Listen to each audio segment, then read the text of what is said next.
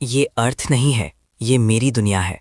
मुझे इस दुनिया का भगवान बनने के लिए चुना गया था, लेकिन मुझे मिटाया जा सकता है क्योंकि मेरे जैसे 27 और भगवान हैं। इसीलिए मुझे उस दुनिया के लोगों की पहचान हासिल करनी होगी और उन्हें मुझ पर विश्वास दिलाना होगा। सिर्फ ज़्यादा बिलीवर्स बनाकर ही मैं इस डिवाइन सिलेक्शन कॉम्पिटिशन को जीत सकता हूँ, वरना मेरी किस्मत में सिर्फ मौत लिखी है। इस आदमी का नाम फैंग है। वो द साइलेंट वर्ल्ड नाम के एक गेम का टॉप प्लेयर है। गेम में उसने अपना सब कुछ टेक्नोलॉजी आगे बढ़ाने में लगा दिया और सेकंड रैंक वाले प्लेयर ऊचिया को एक ही मूव में हरा दिया और सारे अचीवमेंट्स अनलॉक करने वाला पहला प्लेयर बन गया। ये बहुत आसान है। सारे अचीवमेंट्स पूरे करने पर बधाई हो। बेटा सर्वर अब ऑफिशियली बंद हो गया है। द साइलेंट वर्ल्ड लॉन्च होने वाला है। प्लेयर फैंग, आप लाइव सर्वर के अर्ली एक्सेस के लिए एलिजिबल है। क्या आप गेम में एंटर करना चाहते हैं? फैंग एक सेकंड के लिए भी नहीं सोचता। वो कन्फर्म पर क्लिक करता है, लेकिन जब वो अपनी आंखें दोबारा खुलता है तो खुद को एक टूटे फूटे प्लाजा में खड़ा पाता है। मैं कहाँ हूँ? क्या ये सब सिर्फ एक सपना है? तभी एक आवाज उसकी सोच को तोड़ती है। कुछ ही देर में एक रहस्यमयी औरत उसके सामने आती है। घबराने की जरूरत नहीं है, तुम अकेले नहीं हो जो यहाँ आए हो। क्या ये अर्थ है? लेकिन फैंग तुरंत इस ख्याल को झटक देता है, क्योंकि उसने ये जगह पहले भी कई बार देखी है। ये गेम का लॉस्ट कॉन्टिनेंट है। यहाँ मौजूद हर किसी में एक सच्चा भगवान बनने की क्षमता है। याद रखो, दुनिया सिर्फ एक गेम के अंदर नहीं होती। इस जमीन को कभी भगवानों ने छोड़ दिया था। उस प्लैनेट पर एक शानदार सभ्यता कभी आबाद थी। अलग अलग प्रजातियां कभी मिलजुल कर रहती थीं। अब आखिरकार नई जिंदगी का स्वागत करने का वक्त आ गया है। लॉस्ट कॉन्टिनेंट को एक ही मकसद के लिए बनाया गया था, ताकि उस प्लैनेट के लिए एक काबिल डिवाइन चुना जा सके। असल में ये बिल्कुल गेम की तरह काम करता है। वहां के रहने वालों से काफी विश्वास हासिल करो और तुम इस दुनिया के इकलौते भगवान बन जाओगे। अगर मैं हार मानने का फैसला करूं तो क्या होगा? अगर तुम अभी छोड़ देते हो तो तुम अपनी आम जिंदगी में लौट जाओगे और इस जगह के बारे में सब कुछ पूरी तरह भूल जाओगे। एक बार जुड़ने के बाद बीच में छोड़ने का कोई रास्ता नहीं है। सिर्फ दो ही एंड हो सकते हैं। या तो तुम पूरी तरह गायब हो जाओगे या फिर उस दुनिया के भगवान बन जाओगे। तुम्हारे पास अपना फैसला लेने के लिए अब 15 मिनट हैं। जल्द ही सिर्फ 27 लोग बचते हैं। फैंग तुरंत समझ जाता है कि ये वो कैंडिडेट्स हैं जिन्हें गेम के मैक्सिमम प्लेयर काउंट के हिसाब से इनवाइट किया गया है। ये बिल्कुल द साइलेंट वर्ल्ड की तरह काम करता है। एक छोटा जोन चुनो और डिवाइन सिलेक्शन की तरफ अपना रास्ता शुरू करो। लो, तुम पहले जाओ। जैसे ही वो कार्ड लेता है, उसे तुरंत उसके असाइन किए गए जोन में भेज दिया जाता है। लेकिन पहली बारी आने पर उसका चेहरा उतर जाता है। उसने कभी इतनी खराब किस्मत की उम्मीद नहीं की थी। उसने इंसेक्ट जोन ड्रॉ किया है, एक ऐसा जोन जिसका विन रेट सबसे कम है और वो सिर्फ कीड़े मकोड़े वाले क्रीचर्स को कंट्रोल कर सकता है। ये बदकिस्मती तो है, लेकिन दूसरे नज़रिए से ये अच्छी किस्मत भी है। ये जोन ईस्टर्न कॉन्टिनेंट के एक दूर के कोने में है, जिसका मतलब है कि यहाँ रेयरली वॉर्स होती हैं, जिससे उसे ग्रो और डेवलप होने के लिए काफ़ी वक्त मिल जाएगा। उस हिसाब से इंसेक्ट्स के आसपास सिविलाइजेशन बनाना एक अच्छी शुरुआत हो सकती है। जैसे यहाँ रहने वाले फ्रॉग फोक को ही ले लो। लेकिन ट्राइब्स की इतनी बड़ी तादाद उसके सिरदर्द का कारण है। पहले टारगेट के रूप में उन तक पहुंचना मुश्किल है। 500 फ्रॉग फोक को हैंडल करना बहुत ज़्यादा है और उसके करंट फेथ पॉइंट्स सिर्फ 10 हैं, जो अच्छे खासे खाते पीते फ्रॉग फोक को मनाने के लिए बहुत कम है। उसे एक नया टारगेट ढूंढना होगा। जल्द ही उसकी नज़र लिजर्ड फोक के ग्रुप पर पड़ती है। वो भी कीड़े मकोड़े खाते हैं और बाकी क्रीचर्स के मुकाबले वो यहाँ बिना पानी के भी जिंदा रह सकते हैं। ध्यान से देखने के बाद फैंग एक जवान लिजर्ड फोक को बुरी तरह जख्मी हालत में देखता है और ये उसकी नज़र में आ जाता है। ये प्रिमिटिव ट्राइब्स हैं। उसे शायद किसी पावर स्ट्रगल में बाहर निकाल दिया गया था। वो जितना दुनिया से अकेला महसूस करेगा, उतनी ही शिद्दत से अपनी किस्मत बदलने की आग उसमें जलेगी। इस बंजर ज़मीन में पेट भरने के लिए खाना तो दूर की बात, पानी भी बहुत कम है। लेकिन तभी लिजर्ड फोक अचानक खुशी से उछल पड़ते हैं। उन्होंने एक जख्मी हिरन देखा है। जवान और ताकतवर तुरंत आगे बढ़ते हैं, जबकि बूढ़े, बीमार और जख्मी इंतजार करते रह जाते हैं, जिन्हें आखिर में बस हड्डियों के कुछ टुकड़े मिलते हैं। जब बाकी सब खा लेते हैं, लेकिन कुछ लिजर्ड फोक बहस करते हैं कि खाना उन पर वेस्ट नहीं करना चाहिए, जो पहले ही मौत के करीब हैं। पता चलता है कि कुछ वक्त पहले उन पर एक सेबर टूथ टाइगर ने हमला किया था। एल्फ ने ट्राइब को बचाते हुए काफ़ी गहरे जख्म खाए थे। दूसरों का मानना है कि उसे ऐसे छोड़ना नहीं चाहिए। रात हो जाती है। सभी लिजर्ड फोक आराम करने लगते हैं, लेकिन एल्फ एक आवाज़ सुनकर अचानक उठ जाता है। जब वो आवाज़ की तरफ देखता है तो वो दंग रह जाता है। वो एक तितली है। ये बहुत अजीब लगता है, जैसे कोई उसे पुकार रहा हो। वो बिना सोचे उसके पीछे चला जाता है। तितली उसे पहाड़ की चोटी पर ले जाती है, जहां वो बीटल्स का ढेर देखकर हैरान रह जाता है। वो अपने सामने के इस नज़ारे को देखता रहता है। उसे अपनी आंखों पर यकीन नहीं होता। क्या ये कहानियों वाला चमत्कार हो सकता है? खाने के इस तोहफे के बाद फैंग को लिजर्ड फोक से ढेर सारे फेथ पॉइंट्स मिलते हैं। ये बीटल्स उनके लिए जिंदगी हैं और फैंग पहले ही अपना अगला प्लान सोच रहा है। ट्राइब में वापस लिजर्ड फोक इसे भगवान का रास्ता मानते हैं और वो फैंग का नाम नेमलेस बीटल गॉड रख देते हैं। ट्राइब में इतने सारे रिसोर्सेज लाने के बाद एल्फ की इज्जत वहां काफी बढ़ जाती है।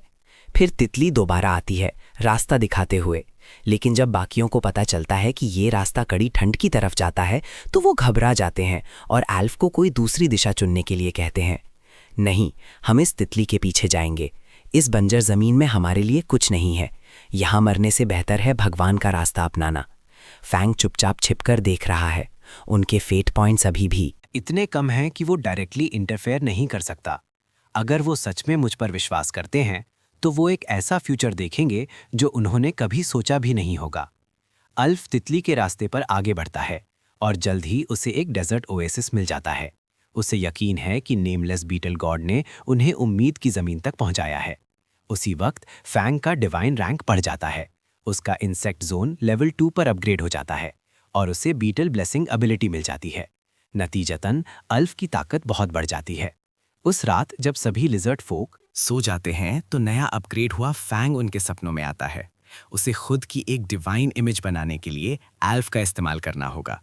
अपने सर पर सांड की खोपड़ी पहने हुए फैंग एल्फ के सामने आता है।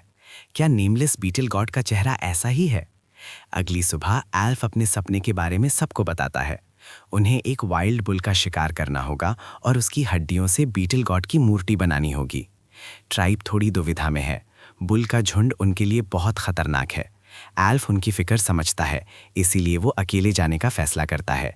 ट्राइब हैरानी से उसे देखती है, लेकिन वो उनकी फिक्र दूर कर देता है।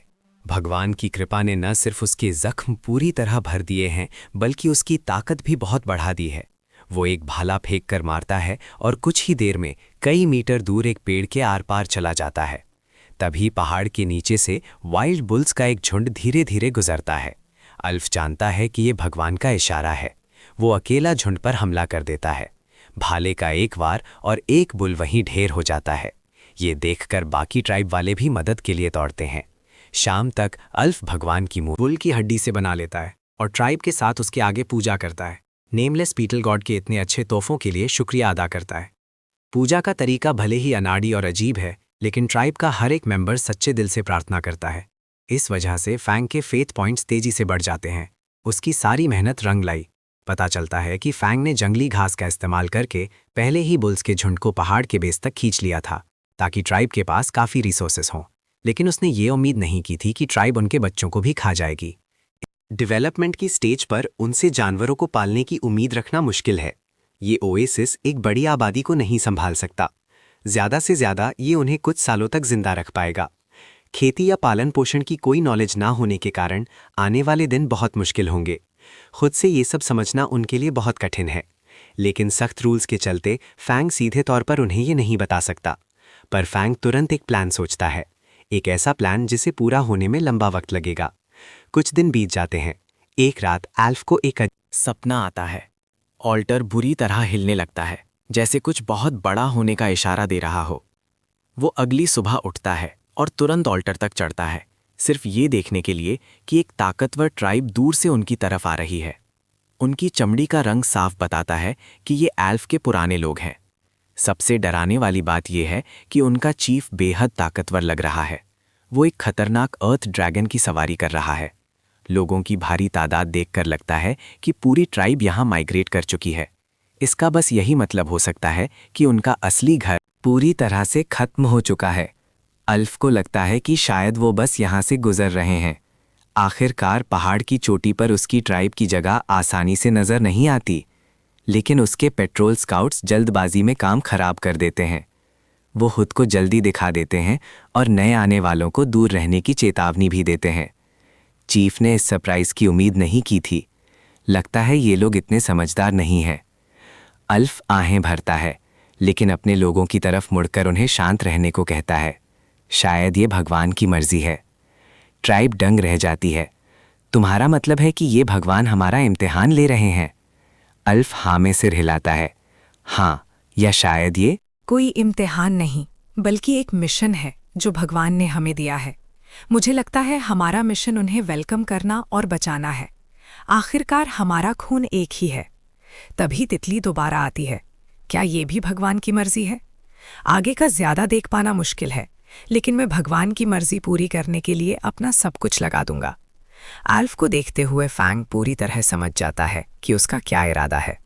पॉपुलेशन बढ़ाने और टेक्नोलॉजी आगे ले जाने के लिए आल्फ की ट्राइब और ब्लू स्किन ट्राइब को एक होना पड़ेगा। फैंग को इस बात की हैरानी होती है कि बिना किसी सपने के इशारे के अल्फ ने यह फैसला पूरी तरह खुद किया है। क्या ये उसकी कमाल की विल पावर की वजह से है? उसका विल पावर स्टैट पहले ही 14 तक पहुंच चुका है। फैंग काफी इंप्रेस होता है। अगर अल्फ अपनी खुद की सोच से एक अच्छा लीडर बन सकता है तो वो खुद ही ट्राइब को सिविलाइजेशन बनाने तक ले जा सकता है। एक प्लेयर को हर छोटे काम में दखल देने की जरूरत नहीं पड़ेगी। वो मेरे इरादों को और भी बेहतर तरीके से पूरा करेगा। चीफ उन गार्ड्स की वार्निंग को बिल्कुल अनदेखा कर देता है और उसकी जगह उनके इलाके के राज जानने की कोशिश करता है। अल्फ आराम से आगे आता है और कहता है, यहाँ पानी है, खाना है और एक भगवान है जो हमारी रखवाली करते हैं। ये नेमलेस बीटल गॉड का ठिकाना है। लेकिन चीफ इन बातों की बिल्कुल परवाह नहीं करता और उन्हें रास्ता साफ करने का इशारा देता है। हमारे पास एक बड़ी आर्मी है। अगर तुम काबिल लीडर होते तो तुम्हें पता होता कि क्या करना है। अल्फ ना में सिर हिलाता है। मुझे जंग की कोई चाहत नहीं है। जिन्होंने अपना घर खो दिया है, भगवान की शरण में उनका स्वागत है और बदले में तुम्हें भगवान का आशीर्वाद मिलेगा। चीफ जोर से हंसने लगता है। तुम वो बेवकूफ हो जिसे गेम खेलना नहीं आता। अगले ही पल अर्थ ड्रैगन उस पर हमला कर देता है, इस विशाल जानवर को ऊपर देखते हुए। अल्फ जानता है कि अगर उसे जीतना है तो उसे भगवान के आशीर्वाद की जरूरत पड़ेगी। वो अपने घुटनों पर गिर जाता है और पूरे दिल से प्रार्थना करता है, भगवान से हिम्मत और ताकत मांगता है। लेकिन अर्थ ड्रैगन उसे वक्त नहीं देता। एक ही बार उसके भाले के टुकड़े टुकड़े कर देता है। चीफ मुस्कुराता है। तुम अब आगे बढ़कर मर सकते हो। फैंग पीछे से सब चुपचाप देख रहा है। तभी सिस्टम एक मिशन ट्रिगर करता है, सिविलाइजेशन क्लैश। अलग अलग ट्राइब्स पहली बार आमने सामने आई हैं और दोनों साइड्स को एक्सपीरियंस में एक बड़ा बूस्ट मिलता है। ये मिशन बिल्कुल सही वक्त पर आया। मिशन कंडीशंस पूरी हो चुकी हैं। जिस ट्राइब पर आपने फोकस किया था, अब वो आपकी एक्सक्लूसिव टेरिटरी बन गई है और आपने एक नई स्किल अनलॉक कर ली है। क्या आप इसे अभी यूज करना चाहते हैं? फैंग बिना सोचे तुरंत कंफर्म पर क्लिक करता है। अगले ही पल आसमान से रोशनी की एक किरण निकलती है और सीधे एल्फ पर गिरती है। उसी वक्त अर्थ ड्रैगन के पंजे जोर से नीचे आते हैं, लेकिन जब चीफ उम्मीद करता है कि एल्फ पूरी तरह कुचला गया होगा, तो उन पंजों के नीचे सिर्फ हवा होती है। भगवान की कृपा से एल्फ अपने अंदर एक ऐसी ताकत महसूस करता है जैसी पहले कभी नहीं थी। चीफ एल्फ को बिल्कुल ठीक ठाक देखता है और उसके चेहरे का रंग उड़ जाता है। मुझे नहीं पता तुमने उसे कैसे चकमा दिया, लेकिन तुम्हें दूसरा मौका नहीं मिलेगा। पर एल्फ वहां पूरे कॉन्फिडेंस के साथ खड़ा रहता है। अर्थ ड्रैगन का स्ट्रेंथ स्टार्ट 87 पर है। एल्फ की ओरिजिनल ताकत सिर्फ 30 थी, लेकिन भगवान की कृपा से D rank divine body enhancement skill activate हो जाती है। वो तुरंत किसी आम इंसान से 200 गुना ज्यादा ताकतवर बन जाता है। ताकत का इतना बड़ा फासला देखने वालों को हैरानी से भर देता है। अगले ही पल एक जोर की टक्कर, अर्थ ड्रैगन नीचे गिर जाता है। हर कोई जानता है कि भगवान के आशीर्वाद के बिना कोई भी ऐसा नहीं कर सकता था, लेकिन चीफ अभी भी इस बात को मानने से इनकार करता है। वो जमीन से एक छोटी तलवार उठाता है और आल्फ पर हमला करता है। आल्फ सिर्फ ना में सर हिलाता है। उसे यकीन नहीं होता कि ये आदमी कितना जिद्दी है, इसीलिए वो आराम से एक थप्पड़ मारता है और चीफ वहीं के वहीं बेहोश हो जाता है। ये देखकर ब्लू स्किन ट्राइब वाले हार मानकर अपने हथियार डाल देते हैं। ठीक उसी वक्त भगवान की कृपा अपनी टाइम लिमिट तक पहुंचकर खत्म हो जाती है। अल्फ हैरानी से खुद को देखता है। वो एहसास ऐसा था जैसे खुद भगवान उसके अंदर आ गए हों। अल्फ की परफॉर्मेंस देखकर फैंग को काफ़ी तसल्ली मिलती है। जल्द ही रात हो जाती है। अल्फ शांति से बैठकर आगे के रास्ते के बारे में सोचता है। नए जुड़े मेंबर्स उसकी पुरानी ट्राइब से 6 गुना ज़्यादा हैं। उसे एहसास होता है कि ये छोटा ओएसिस इतने लोगों को जिंदा नहीं रख पाएगा। अगर उन्हें एक मजबूत सिविलाइजेशन बनानी है तो उन्हें इस ओएसिस से बाहर निकलना होगा। किस्मत से ब्लू स्किन ट्राइब अलग अलग फील्ड्स के हुनरबाज लोगों से भरी हुई है। तो अगले दिन एल्फ एक ब्लैकस्मिथ को ढूंढता है जो लोहे के औजार बनाना जानता है और उससे पूछता है कि इसके लिए किन चीज़ों की ज़रूरत है। ब्लैकस्मिथ उसे बताता है कि अपने पुराने चीफ की रोकटोक के बिना वो बहुत पहले ही बेहतर औजार बना सकते थे। इस प्रोसेस के लिए काफ़ी मात्रा में लकड़ी चाहिए ताकि स्मेल्टिंग के लिए एक स्पेशल फ्यूल बनाया जा सके। एल्फ अपने हाथ की छोटी तलवार को देखता है, गहरी सोच में डूबा हुआ। बेहतर औजार ना सिर्फ हमारे शिकार को सुधारेंगे बल्कि ये ट्राइब की ओवरऑल कॉम्बैट पावर को भी मजबूत करेंगे। मुझे सोचने दो, मैं तुम्हें कल जवाब दूंगा। ब्लैकस्मिथ के जाने के बाद एक एक हाथ वाला लिजर्ड फोक चलकर आता है। उसने सुना था कि एल्फ एक गाइड ढूंढ रहा है और वो अपनी मदद देने आया है। एल्फ उसे देखता है और पूछता है, तुम काफी वक्त से भटक रहे हो, है ना? वनाम मुस्कुराता है और हाँ में सिर हिलाता है। ये बूढ़ा शरीर एक जगह से दूसरी जगह भटकता रहा है, ऐसी जगह की तलाश में जहां वो रह सके। रास्ते में मैंने दिशा ढूंढना सीख लिया। अल्फ अब सच में जानने के लिए बेचैन है। किस वजह से तुम इतने कॉन्फिडेंट हो? वनाम ऊपर देखता है और आसमान की तरफ इशारा करता है। मेरा जवाब वहां उन तारों में है, लेकिन ये सिर्फ आसमान से बढ़कर है। अल्फ तुरंत समझ जाता है, तारे। वनाम हाँ में सिर हिलाता है। हालांकि वनाम पूरी तरह श्योर नहीं है कि तारे सच में चलते हैं या नहीं। वो उन्हें रास्ता ढूंढने के लिए यूज कर सकता है। जब तक तुम स्टार चार्ट के रास्ते सीख लोगे, तुम कभी अपना रास्ता नहीं भूलोगे। विशाल अनंत आसमान को देखते हुए अल्फ हैरानी से भर जाता है, तो वनाम उसे तारों का इस्तेमाल करके पोजीशन पता लगाना सिखाने का फैसला करता है। वनाम की समझ के हिसाब से तारे मौसम बदलने के साथ अपनी जगह बदलते हैं। वक्त गुजरता जाता है और जल्द ही आधी रात से ज़्यादा हो जाता है। वनाम उसे बताता है कि कल शाम उसकी आज रात की पढ़ाई का टेस्ट लिया जाएगा। वनाम के जाने के बाद अर्थ ड्रैगन की निगरानी करने वाला गार्ड अल्फ से मिलने आता है। बताता है कि आज उसे खाना खिलाने के बाद वो जानवर काफी शांत हो गया है। इससे पहले अर्थ ड्रैगन हर किसी के लिए खतरनाक था। गार्ड्स पूरी तरह मजबूर थे, लेकिन जब से उसने एल्फ को देखा है कुछ बदल गया है। हर बार जब वो एल्फ को देखता है तो अर्थ ड्रैगन कांप उठता है, अंदर से इतना गहरा डर कि उसकी हर एक मूवमेंट सावधानी भरी और निपी तुली हो जाती है। वो एल्फ के दिए हुए खाने को लेता है और एल्फ उसे चुपचाप शांत रहने का इशारा करता है। अर्थ ड्रैगन आज्ञाकारी होकर बैठ जाता है। एल्फ उसे देखता है और सोचता है कि भगवान ने उसे किसी वजह से जिंदा रखा होगा, बस उन्हें अभी तक वो वजह समझ नहीं आई है। लेकिन गार्ड एक और वजह से भी आया है। दोपहर में अर्थ ड्रैगन को खाना खिलाते वक्त उसके दिमाग में एक आइडिया आया था। अगर हम अर्थ ड्रैगन जैसे ताकतवर जानवर को पाल सकते हैं तो उसके जैसे दूसरे ताकतवर जानवरों को भी शायद पाला जा सकता है। एल्फ उसे आगे बोलने का इशारा करता है। गार्ड पहाड़ की तलहटी में वाइल्ड बुल के झुंड की तरफ इशारा करता है। उसी वक्त फैंग को एक मिशन नोटिफिकेशन मिलता है। एल्फ की ट्राइब ने वाइल्ड बुल्स के लिए हर्डिंग स्किल खोज ली है। कहा जाता है कि इंसानी इतिहास में किसी पॉइंट पर सभ्यता दो रास्तों में बट गई। एक खेती पर फोकस था और दूसरा जानवरों को पालने और चराने पर। ये एक असली प्रिमिटिव सोसाइटी नहीं है, लेकिन गेम में सभ्यता की दिशा बिल्कुल इसी पैटर्न पर चलती है। हर महान सभ्यता की शुरुआत बड़ी नदी की घाटियों से जुड़ी है। उस ज्योग्राफी ने खेती को मुमकिन बनाया, लेकिन फैंग ने लिजर्ड फोक ट्राइब को चुना, ऐसी प्रजाति जिसके पास ताकतवर शरीर और कमाल की अडेप्टेबिलिटी है। उनके लिए खेती से ज्यादा हर्डिंग सूट करती है। अब सिर्फ थोड़ी सी गाइडेंस के साथ वो कमाल की रफ्तार से डेवलप हो सकते हैं। सभ्यता के आगे बढ़ने ने उन्हें पंख दे दिए हैं। एल्फ के सपोर्ट से आखिरकार ब्लैकस्मिथ को मजबूत लोहे के औजार बनाने के लिए ज़रूरी मटेरियल्स मिल जाते हैं। सबकी दुगनी मेहनत करने से वो आखिरकार बेसिक लोहे के औजार बनाने में कामयाब हो जाते हैं। एक ऐसी ट्राइब के लिए जो पहले पूरी तरह पत्थर के औजारों पर निर्भर थी, ये आगे की तरफ एक बहुत बड़ी छलांग है। और फैंग को सबसे ज़्यादा हैरान करने वाली एक अनएक्सपेक्टेड डिस्कवरी है एस्ट्रोनॉमी की। सबसे शुरुआती कोशिश इस स्टेज पर यह बहुत प्रिमिटिव है। एस्ट्रोलॉजी इसके लिए एक ज़्यादा सही शब्द हो सकता है, लेकिन दूर फ्यूचर में यह एक ऐसा रास्ता बनाएगा जो दुनिया को बदल देगा। अल्फ तारों से भरे रात के आसमान को देखता है और आखिरकार समझ जाता है कि वनार्म तारों को आसमान के गाइड्स क्यों कहता था। वो अनप्रिडिक्टेबल लगते हैं, फिर भी वो आगे का रास्ता पूरी क्लैरिटी के साथ दिखाते हैं। अब हाथों में तेज लोहे के औजारों के साथ अल्फ सबको बुलाता है ताकि उनके दिमाग में जो चल रहा है वो शेयर कर सके। भगवान ने काफी वक्त से इस जमीन तक हमारा रास्ता दिखाया है। भगवान ने हमें हमारे पुराने रिश्तेदारों से भी मिलवाया। ये भगवान ही हैं जिन्होंने हमारी जान बचाई, लेकिन जिन्हें इस बंजर जमीन में निकाल दिया गया था वो आखिरकार वहीं मर जाएंगे। भगवान का इरादा बचाना है, ना कि बांटना और ठुकराना।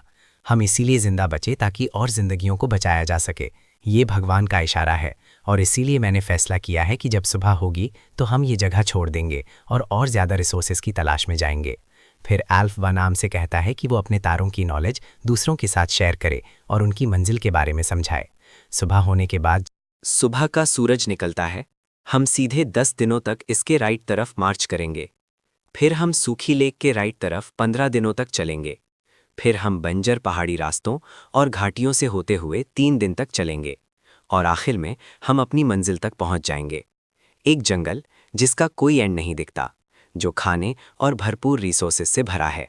हमारी ट्राइब इसकी वजह से और मजबूत होगी। उसी वक्त एल्फ अर्थ ड्रैगन की निगरानी कर रहे गार्ड को बुलाता है।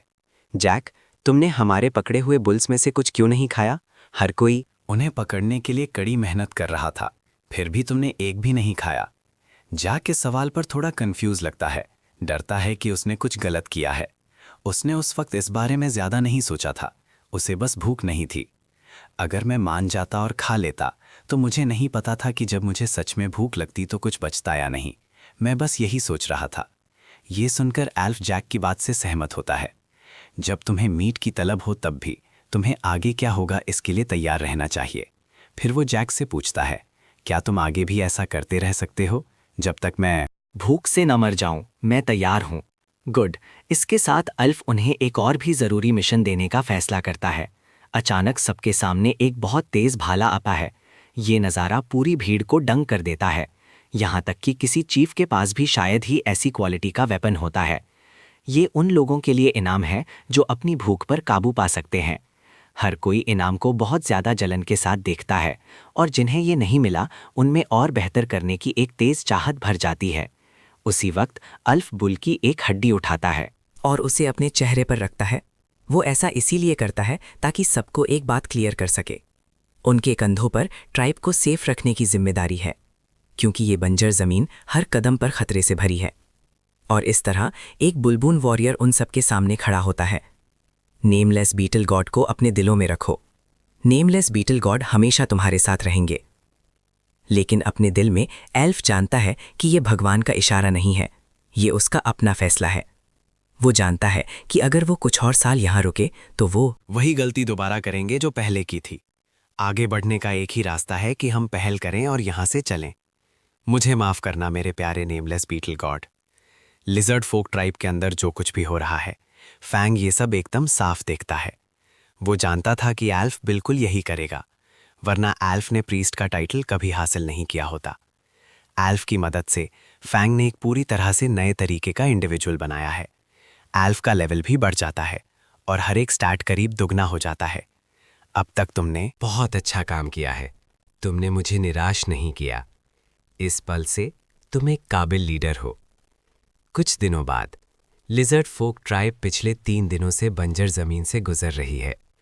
झलसती हुई गर्मी अर्थ ड्रैगन के लिए भी बहुत ज्यादा है। जब वो जमीन पर गिर जाता है तो सब उसे चेक करने दौड़ते हैं। वनाम एक नज़र देखता है और समझ जाता है कि वो बस थक गया है।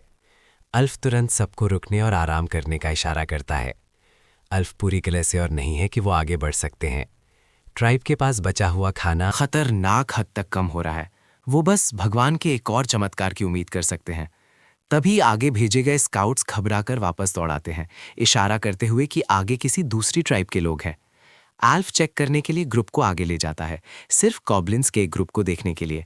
गॉब्लिन्स लिजर्ड फोक्स के हाथों में तेज लोहे के हथियार देखकर तुरंत अपने पत्थर के कुल्हाड़े डालकर हार मान लेते हैं और अपना आखिरी बचा हुआ खाना दे देते हैं। मुझे लगता है कि ये पक्का कोई गलतफहमी हुई है। हम बस उस घाटी को जल्दी से जल्दी छोड़ना चाहते थे और जंगल में थोड़ा खाना ढूंढना चाहते थे।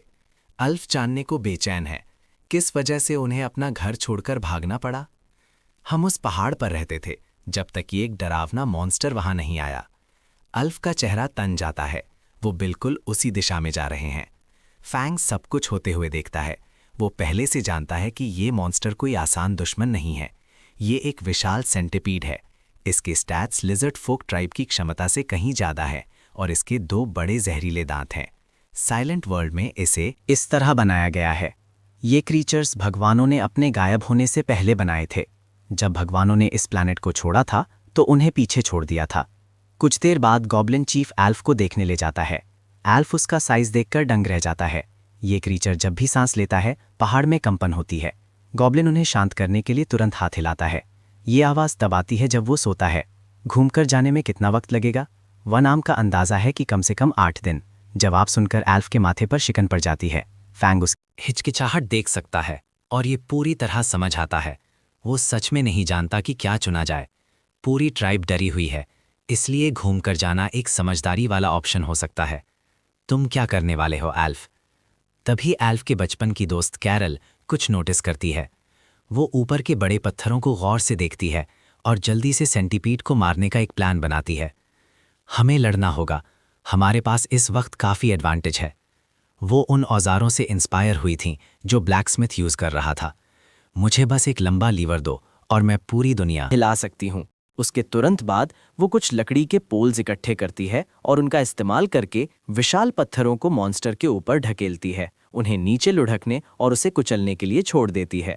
ये एक सिंपल आइडिया है और बहुत ही शानदार भी, लेकिन इस लेवल के शेल आर्मर वाले क्रीचर को हराने के लिए इम्पैक्ट तब ज़्यादा इफेक्टिव होगा जब सारे पत्थर एक साथ टकराएंगे। फैंग श्योर नहीं है कि अकेले ये इसे ख़त्म करने के लिए काफ़ी होगा। जैसे ही सब मिलकर लीवर्स पर काम करते हैं, पत्थर सेंटीपीड की तरफ लुढ़कते हुए आते हैं। जब तक सेंटीपीड को कुछ गलत होने का एहसास होता है, तब तक पत्थर उसके पास पहुंच चुके होते हैं और उसके सिर के ऊपर जोर से टकराते हैं।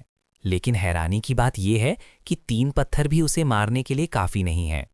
वो सिर्फ उसका बाहरी शेल तोड़ते हैं और उसे पूरी तरह गुस्से से भर देते हैं। ये देखकर अल्फ सबको तेज़ी से चलने और बाकी पत्थरों को नीचे धकेलने के लिए कहता है। लेकिन फैंग जानता है कि बहुत देर हो चुकी है। आम लोग आसानी से पत्थरों को स्पीड से नहीं हिला सकते, इसलिए वो एक बार फिर अपना आशीर्वाद अल्फ को मेजता है। जैसे ही ताकत उसके अंदर आती है, अल्फ एक बहुत बड़ा पत्थर हवा में उछालता है, सिर्फ अपनी असली फिजिकल स्ट्रेंथ का इस्तेमाल करते हुए, और एक और पत्थर नीचे फेंकता है। वो जानता है कि सेंटीपीड गिरती हुई चट्टानों से बच सकता है, इसीलिए वो खुद अंदर जाने और उसका ध्यान भटकाने का फैसला करता है। अल्फ चट्टान के किनारे से छलांग लगाता है, हर सेकंड के साथ ताकत बढ़ाता है, फिर अपना भाला सीधे मॉन्स्टर पर फेंकता है। भाले से ध्यान भटकने के कारण सेंटीपीड को ऊपर से गिरती चट्टानों से बचने का वक्त नहीं मिलता। पहला पत्थर टकराता है और सेंगितीन लड़ने की क्षमता खो देता है। दूसरा एक जानलेवा वार करता है। फैंग अल्फ की परफॉर्मेंस से बहुत खुश है। ये शिकार पूरी तरह सक्सेसफुल रहा। उसी वक्त एक नोटिफिकेशन आता है, आपकी ट्राइब ने खतरनाक एंशिएंट शेल बीस्ट को मार दिया है। फैंग को शिकार का इनाम भी मिलता है, वही चीज जिसे वो शुरू से हासिल करना चाहता था, जायंट सेंटीपीड का कोर एसेंस। हर भगवान के रिसोर्सेज उनके एरिया से जुड़े होते हैं, और हालांकि फेथ पॉइंट्स का इस्तेमाल रिसोर्सेज बनाने के लिए किया जा सकता है, कुछ ऐसी चीज बनाने के लिए जो अभी तक एग्जिस्ट नहीं करती, आमतौर पर स्पेशल कच्चे माल की जरूरत होती है। इस कोर एसेंस से मैं एक जिंदा क्रिएचर बना सकता हूँ। एक जिंदा क्रिएचर बनने वाला होता है जो बस अपनी मौजूदगी से ही भगवान का संदेश फैलाता है, और अगर इसे अपर लेवल तक अपग्रेड किया जाए तो ये क्लास भी हासिल कर सकता है, जैसे एक अपोस्टल या अवतार। फैंग इस बात को लेकर श्योर नहीं है कि क्या क्रिएशन का तरीका बिल्कुल ओरिजिनल गेम की तरह ही काम करता है या नहीं। दूसरी तरफ कैरल पहले ही उस जानवर की बॉडी को स्टडी कर रही है। वो उसकी एक टांग खींचती है। अगर मॉन्स्टर का मीट खाने लायक हो तो ये ट्राइब को खाने की बहुत बड़ी सप्लाई देगा। एक क्विक टेस्ट के बाद कैरल कंफर्म करती है कि मीट खाने के लिए सेफ है, लेकिन इसे कुछ तैयारी की ज़रूरत है क्योंकि इसका अपना स्वाद खराब है। तभी उसकी नज़र वहाँ पास की चट्टानों पर उगने वाली कुछ जड़ी बूटियों पर पड़ती है। अगर हम जड़ी बूटियों का इस्तेमाल स्मेल छिपाने के लिए करें तो इसका स्वाद बहुत बेहतर हो जाएगा। जड़ी बूटियों के साथ एक सिंपल तैयारी के बाद मॉन्स्टर मीट सच में खाने में काफ़ी अच्छा हो जाता है। तभी कैरल एल्फ के वारिस का सवाल उठाती है। उसका मानना है कि एक चीफ को आगे का प्लान करना चाहिए। एल्फ इस सवाल पर चौंक जाता है। ये एक ऐसी चीज़ है जिसके बारे में उसने कभी सीरियसली नहीं सोचा। फिर कैरल उस पर दबाव डालती है। अगर तुमने इस पर कभी सीरियसली नहीं सोचा तो फिर मेरा क्या? जैसे ही एल्फ जवाब देने वाला होता है, पास ही में चमकती एक सुनहरी चीज उसकी नजर में आती है। ये कार्व्ड सिंबल्स वाला एक मेटल का टुकड़ा है। ये जरूर उस मॉन्स्टर की पीठ से गिरा होगा। ये सोना है। मैंने अपनी भटकती हुई जिंदगी के दौरान इसे एक बार देखा था। कहते हैं चाहे कितना भी वक्त गुजर जाए, इसका रंग कभी नहीं बदलता और ये कभी खराब नहीं होता। एल्फ उस सोने के टुकड़े को अपने हाथों में पकड़े गहरी सोच में डूब जाता है। इस दुनिया में हर चीज मरती है, खराब होती है और गायब हो जाती है। कुछ भी हमेशा के लिए नहीं रहता, लेकिन यह सोना खराब नहीं होता, जिसका मतलब है कि जिसने भी इसे बनाया था वो किसी ज़रूरी चीज़ को बचाने की कोशिश कर रहा था। जल्द ही रात हो जाती है। अल्फ अभी भी एक पत्थर पर बैठा अपने हाथों में सोने को देख रहा है। वो जानता है कि इसके अंदर एक बहुत बड़ा राज छिपा है। तभी पास ही में होने वाली एक आहट उसका ध्यान खींचती है। कई कीड़े एक हिरण की लाश के चक्कर लगा रहे हैं, जैसे उसे कोई मैसेज देने की कोशिश कर रहे हों। अल्फ देखता है कि कीड़ों की मूवमेंट्स सोने पर बने निशानों से काफ़ी मिलती जुलती हैं। कीड़ों के इशारों को मानते हुए वो सोने पर बने सिंबल्स पर हाथ फेरता है और जल्दी ही उसके अंदर छिपे राज को बाहर निकाल लेता है। सीन अगली सुबह पर शिफ्ट होता है। आल्फ सीधे कैरल के पास जाता है और अपनी डिस्कवरी शेयर करता है। फिर आल्फ एक सिंबल बनाता है। ये सिंबल मुझे दर्शाता है, ये दूसरा कैरल को दर्शाता है। सही मायने में एक फीमेल के लिए, एक मेल के लिए। इनके बीच में एक इक्वल साइन लगाओ और इसका मतलब है पार्टनर्स बनना। और यही जवाब आल्फ देना चाहता है। ऐसी चीज़ों को आने में आमतौर पर कई पीढ़ियां लग जाती हैं। फिर भी यहाँ ये ट्राइब के शुरुआती दिनों में हो रहा है। फैंग के लिए ये एक बहुत बड़ा एडवांटेज है। इस वक्त लिजर्ड फोक ट्राइब जश्न मना रही है। बाहर से ये एक आम शिकार की दावत लगती है, लेकिन सच्चाई में लिजर्ड फोक इसी तरह शादी का जश्न मनाते हैं। तुम सबसे बड़ा शिकार पकड़ो और उसे अपनी पसंद किए हुए इंसान को पेश करो। फैंग बहुत उम्मीद से देखता है, सोचता है कि ये दोनों लिजर्ड फोक ट्राइब को किस फ्यूचर की तरफ ले जाएंगे। कुछ दिनों बाद जब खाने का इंतजाम हो जाता है तो एल्फ आगे बढ़ने की तैयारी करता है। वो गॉब्लिन चीफ को बताता है कि उनका यहाँ रुकने के लिए स्वागत है। खतरा पूरी तरह खत्म हो चुका है। गॉब्लिन चीफ बहुत शुक्रगुजार है। तुम्हारी मदद के बिना हम इस बंजर जमीन में भटकते रह जाते।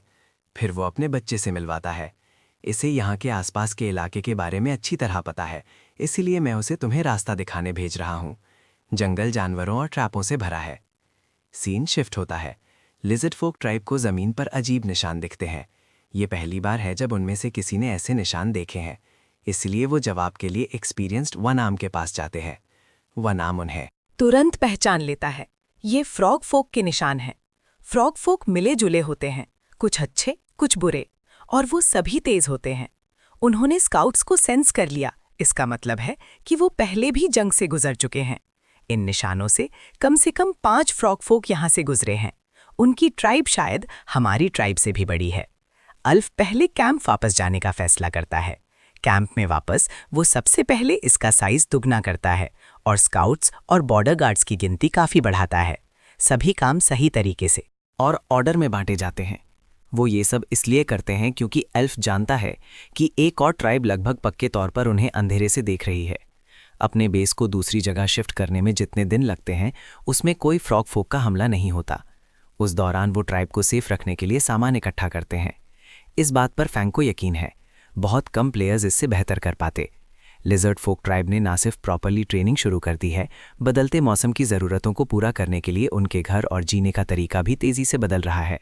सबसे हैरानी की बात यह है कि उन्होंने लिखित सिंबल्स का कॉन्सेप्ट जल्दी से एस्टैब्लिश कर लिया है और ये कैरेक्टर्स ट्राइब मेंबर्स के बीच पहले ही फैल रहे हैं। पुराने हंटिंग मार्क्स को इन सिंबल्स के साथ जोड़कर उन्होंने एक मैप भी बनाया है और हर इंसान के रोजाना के कामों को रिकॉर्ड करना शुरू कर दिया है। ये ना सिर्फ हर किसी की प्रोडक्टिविटी को बढ़ाता है, बल्कि ट्राइब के खाने के टोटल आउटपुट को भी बढ़ाता है। ये आगे की तरफ एक सच्ची छलांग है। इसी बीच दूसरी तरफ टिड्डियों के झुंड भी लगातार बढ़ रहे हैं। फैंग का इंसेक्ट जोन अब लेवल 4 पर पहुंच गया है। डेवलपमेंट की ऐसी रफ्तार जिसके बारे में उसने पहले कभी सपने में भी नहीं सोचा था। दूसरे कॉन्टिनेंट्स में इंसेक्ट्स तेजी से बढ़ रहे हैं। क्या मुझे इसका फायदा नहीं उठाना चाहिए? एल्फ की पर्सनल एबिलिटीज और ट्राइब की टोटल स्ट्रेंथ अब एवरेज से ऊपर है। लेकिन ये सिर्फ शुरुआत है, क्योंकि इसके बाद जो आएगा वो उससे भी ज्यादा खतरनाक होगा जिसका उन्होंने अब तक सामना किया है। तभी जैक घबराकर एल्फ के पास दौड़ता हुआ आता है। फ्रॉग फोक उनके दरवाजे पर आ गए हैं।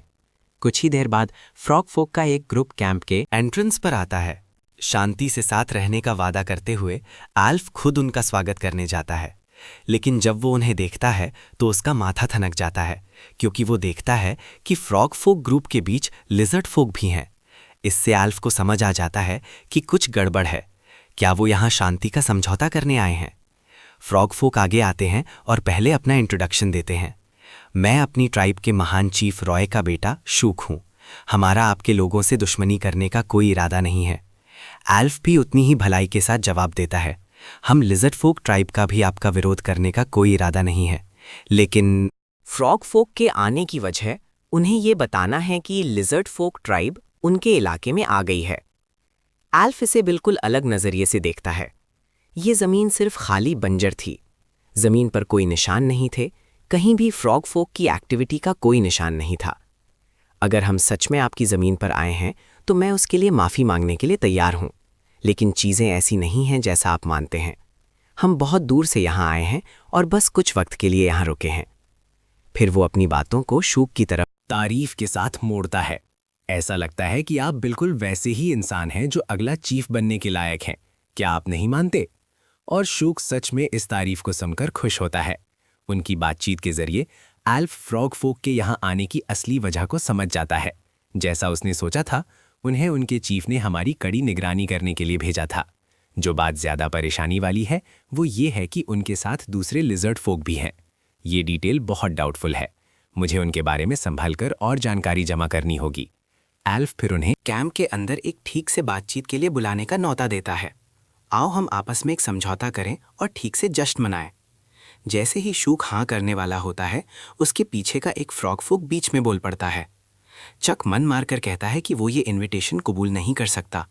अल्फ तुरंत उसे तसल्ली देता है। ये बस एक सिंपल सा खाना है, इससे ज़्यादा कुछ नहीं। जैसे ही खाने का जिक्र होता है, फ्रॉग फोक बिना हिचकिचाए हाँ कर देते हैं। थोड़ी ही देर में अल्फ के पास उनका स्वागत करने के लिए एक पूरी भुनी हुई भेड़ तैयार होती है। उन्हें रोकने की उसकी असली वजह ये पता लगाना है कि लिजर्ड फोक और फ्रॉग फोक के बीच कैसा रिश्ता है और यहाँ आने का उनका असली मकसद क्या है। लेकिन वो फ्रॉग फोक को अपनी क्यूरियोसिटी का एहसास नहीं होने दे सकता।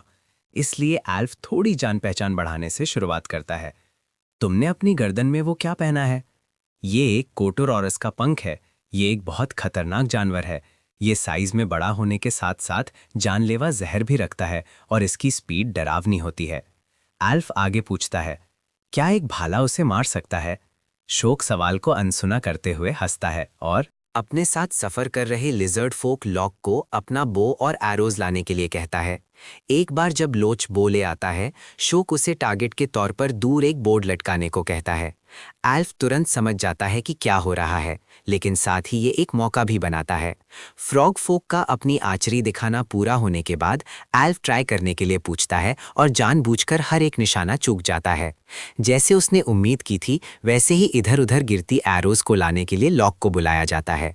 एरोज को इकट्ठा करने का बहाना बनाकर एल्फ लॉक के साथ अकेले में कुछ वक्त बिता लेता है। उनकी बातचीत के दौरान लोच बार बार इस बात पर जोर देता है कि फ्रॉग फोक के साथ उसका रिश्ता म्यूचुअल सपोर्ट का है, लेकिन यह एल्फ का शक और मजबूत कर देता है। पक्का बाहर से दिखने वाली चीज़ों के पीछे कुछ ना कुछ चल रहा है। यहाँ तक कि जब एल्फ लोच को इशारा करता है कि लिजर्ड फोक फ्रॉग फोक से ज़्यादा ताकतवर होते हैं, लोच यही दोहराता रहता है कि उसे फ्रॉग फोक के प्रोटेक्शन की ज़रूरत है। फ्रॉग फोक के बिना हम जिंदा नहीं रह सकते। एल्फ फिर लोच से कहता है कि इस बातचीत को भूल जाओ और अगर कोई पूछता है तो कहना कि वो सिर्फ आर्चरी टेक्निक पर चर्चा कर रहे थे। सीन वापस कट होता है। हर्ब सीजन्ड मटन दोनों बहुत मज़े से खा रहे हैं। स्वाद की पूरी तारीफ। अल्फ इस मौके का फ़ायदा उठाते हुए बताता है कि बीफ का स्वाद और भी बेहतर होता है। शुक मान जाता है, मुझे जंगली बुल पकड़े हुए काफ़ी वक्त हो गया है। अल्फ फिर बताता है कि उसकी ट्राइब ने जिंदा बुल्स पकड़े हैं। इन शब्दों पर शुक थोड़ी देर के लिए एकदम शांत हो जाता है। ये देखकर अल्फ एक ट्रेड सजेस्ट करता है, बाइसन के बदले बोल्स। शुक बिना किसी हिचकिचाहट के मान जाता है, लेकिन तभी एक चेतावनी भरी आवाज़ अचानक उसके पीछे से आती है और बस ऐसे ही शुक अपना फैसला बदल लेता है, ये कहते हुए कि उसे सोचने के लिए और वक्त चाहिए। वो आसानी से पलट जाता है। हमारे लोगों के दिल में लिजर्ड फोक के लिए कोई दुश्मनी नहीं है। वो एल्फ को ये देखने के लिए बुलाता है कि लॉक सबके साथ कितने अच्छे से रहता है। वो लॉक को फ्रॉग फोक के साथ बिताए अपने वक्त के बारे में खुद बोलने के लिए बुलाता है। एल्फ हर सेकंड और ज़्यादा चौकन्ना होता जाता है। शुक ये बात बहुत आसानी से सामने लाता है, जैसे कि हर शब्द की रिहर्सल की गई हो। अगर एल्फ ने लैट से पहले ध्यान से सवाल नहीं किए होते तो उसने इन सब पर विश्वास कर लिया होता। दोपहर गुजर जाती है। एक छोटी सी बातचीत के बाद फ्रॉग फोक लिजर्ड फोक ट्राइब को अलविदा कहते हैं और चले जाते हैं। जाते हुए शूक लॉक के कंधे पर हल्के से थपथपाता है, लेकिन लॉक साफ डर से पीछे हट जाता है। एल्फ हर डिटेल को नोटिस करता है। ये बराबरी वालों के बीच की पार्टनरशिप जैसा बिल्कुल नहीं है। जैसे ही फ्रॉग फोक अपने लोगों के पास वापस पहुंचते हैं, वो लॉक को किनारे घसीट ले जाते हैं और एल्फ ने उससे क्या कहा सब कुछ जानने की जिद करते हैं। लच तय हुई कहानी पर ही टिका रहता है। एल्फ ने सिर्फ बो बनाने के बारे में पूछा, लेकिन स्कारफेस एक शब्द पर भी यकीन नहीं करता और सीधे लॉक की पसलियों में लात मारता है। लॉक समझाने की जल्दी में कहता है, अगर मैं ऐसा नहीं कहता तो वो हम पर कभी विश्वास नहीं करता। वो आगे कहता है कि टेक्निक सीखने की एक फीस होती है। शुक हिसाब को मानता है और लॉक से कहता है कि उसने अच्छा किया। फिर शुक सीरियस हो जाता है, आइलैंड पर फंसे हुए बंदियों की तरफ इशारा करते हुए। अगर तुम चाहते हो कि वो जिंदा रहें तो मेरे ऑर्डर्स मानना। एक नई बलि अभी अभी पेश हुई है। लॉक कसम खाता है कि वो बिना हिचकिचाए बात मानेगा। ये ज्यादा पहले की बात नहीं है कि लॉक की अपनी ट्राइब पहली बार यहाँ आई थी। फ्रॉग फोक ने उन्हें प्यार से न्योता दिया था, लेकिन ये एक ट्रैप था। अब उसके 200 से भी कम लोग बचे हैं, जबकि फ्रॉग फोक की गिनती 1500 से ज्यादा है। उनका सीक्रेट वेपन एक डरावना गार्डियन डेटी, एक विशाल 2 सिर वाला सांप। लॉक लाचार महसूस करता है। भले ही आल्फ एक ताकतवर योद्धा लगता है, उसकी ट्राइब में सिर्फ 600 लोग हैं। उसे यकीन नहीं है कि आल्फ में फ्रॉग फोक को हराने की ताकत है, और अगर लिजर्ड फोक को बलि चढ़ाया जाता है तो कम से कम उसका अपना बच्चा जिंदा बचेगा। दिन बीत जाते हैं, यहाँ तक कि फ्रॉग फोक भी हैरान है। लिजर्ड फोक ने सच में वाइल्ड बाइसन पकड़े और उन्हें बाड़े में बंद कर दिया। एल्फ ऑफर देता है, बोझ लाओ और बाइसन तुम्हारे। फिर लोक बोलता है, ये सुझाव देते हुए कि ट्रेड एक दूसरे को बेहतर जानने का एक अच्छा मौका होगा, क्योंकि वो लिजर्ड फोक ट्राइब के बारे में लगभग कुछ नहीं जानते। वो एल्फ को फ्रॉग फोक विलेज में आने का न्योता देता है, बदले में और रिसोर्सेज का वादा करता है। इसी बीच एल्फ अपने बनाए बोस टेस्ट कर रहा है, लेकिन वो सिर्फ फ्रॉग फोक बोस की आधी रेंज तक ही जाते हैं। वो जानता है कि डिज़ाइन सही लग रहा है, लेकिन सही मटेरियल्स के बिना ये कभी भी वैसा परफॉर्म नहीं करेगा। जैसे जैसे फ्रॉग फोक्स के आने जाने में तेज़ी आती है, एल्फ का यकीन और बढ़ जाता है कि वो जो शांति की बात करते हैं वो किसी खतरनाक चीज़ का दिखावा है। वो कुछ प्लान कर रहे हैं, उसे बस ठीक से पता नहीं है कि क्या। इसीलिए लिजर्ड फोक ट्राइब को हर वक्त हाई अलर्ट पर रहना होगा। इसी बीच ट्राइब हर्बल मेडिसिन के मामले में असली प्रगति करती है, और उस हीलर की वजह से रिजल्ट्स उम्मीद भरे लग रहे हैं, जिसे पहले से ही वहां के पौधों की गहरी नॉलेज है। बातचीत जल्द ही लोच की तरफ मुड़ती है। कैरल कहती है कि वो लैच को एक मौका देने को तैयार है। ये साफ है कि उस आदमी पर फ्रॉग फोक दबाव डाल रहे हैं। दूसरी तरफ लोच एल्फ को फ्रॉग फोक विलेज में फंसाने में नाकाम रहा है, और अब इसके लिए उसे पीटा जा रहा है। शूक स्कारफेस को रुकने का इशारा करता है। लो अभी नहीं मर सकता। स्कारफेस उसे जमीन पर धकेलता है और पीछे हट जाता है। शूक फिर लो को काम जल्दी आने के लिए कहता है। वो सैक्रिफाइस सेरेमनी वक्त से पहले करने का प्लान बना रहे हैं। एल्फ और उसके सभी योद्धाओं को एक साथ बुलाओ, ताकि वो उन्हें एक ही हमले में खत्म कर सकें। जल्दी करने की वजह उनका चीफ बुरी तरह बीमार है। ये फ्रॉग फोक ट्राइब के अंदर एक कड़ी निगरानी वाला राज है, लेकिन शूकलॉक बताने का फैसला करता है। ये एक अजीब बीमारी है जिससे पूरे शरीर में बेचैन करने वाली खुजली होती है। शुरुआती स्टेजेस में एक सफ़ेद झिल्ली स्किन पर फैलने लगती है। झिल्ली तब तक बढ़ती रहती है जब तक कि ये सांस लेने की नली को ब्लॉक ना कर दे और शिकार का दम ना घोट दे। लक ने कभी खुजली से मौत के बारे में नहीं सुना। वो सोचता है कि शूक उसे ये क्यों बता रहा है। उसे शक है कि ये एक और टेस्ट है। वो कहता है कि लिजर्ड फोक को पता नहीं चलना चाहिए। शूक बस कंधे उचकाकर कहता है। राज आखिरकार बाहर आ ही जाते हैं। फिर लोच को एक आइडिया आता है। लिजर्ड फोक को बताओ कि बीमारी फैलने वाली है और उन्हें भी लग जाएगी। वो जानता है कि कुछ जड़ी बूटियां मिलाकर स्किन को बुरी तरह खराब कर देती हैं। चूक को ये तुरंत पसंद आता है और वो वहीं वादा करता है कि अगर लाज कामयाबी से एल्फ और उसके लोगों को यहाँ फंसा सकता है, उसका बच्चा आज़ाद कर दिया जाएगा। कोई शर्त नहीं, बस कर डालो। जो कुछ भी तुम्हारे पास है लो। एक गुजारिश करता है, साथ में कुछ बोझ लाना, ये ज्यादा सच्चा लगेगा। फ्रॉग फोक चाहते नहीं हैं, लेकिन वो मान जाते हैं। अगले दिन फ्रॉग फोक दोबारा आते हैं, अपने साथ काफी मात्रा में सामान लाते हैं। लिजर्ड फोक बदले में जड़ी बूटियां देने को कहते हैं, लेकिन फ्रॉग फोक उन्हें मना कर देते हैं, ये काफी नहीं है। फिर वो एक बार फिर शांति पर अपने सो कॉल्ड विश्वास की बात उठाते हैं। एल्फ ये सब पहले ही समझ चुका है। वो एक गुजारिश करता है, लॉक काच के साथ अकेले में कुछ वक्त।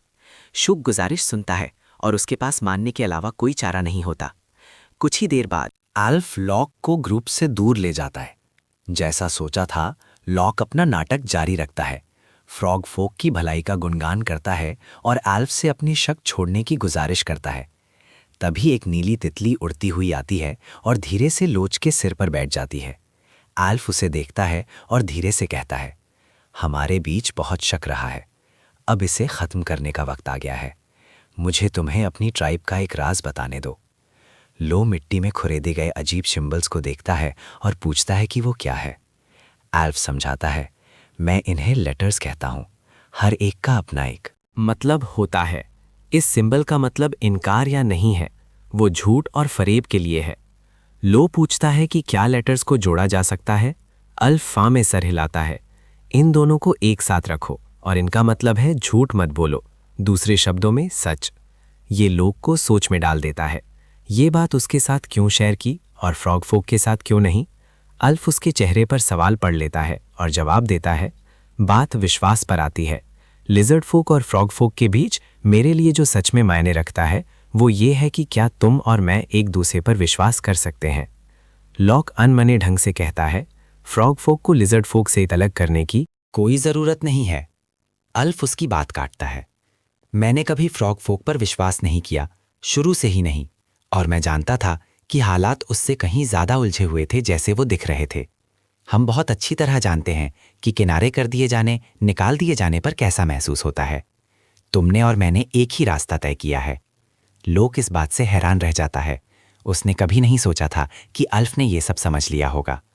अल्फ लोक का रिएक्शन देखता है और जानता है कि वो डगमगा रहा है। विश्वास के बीज उगने शुरू हो गए हैं।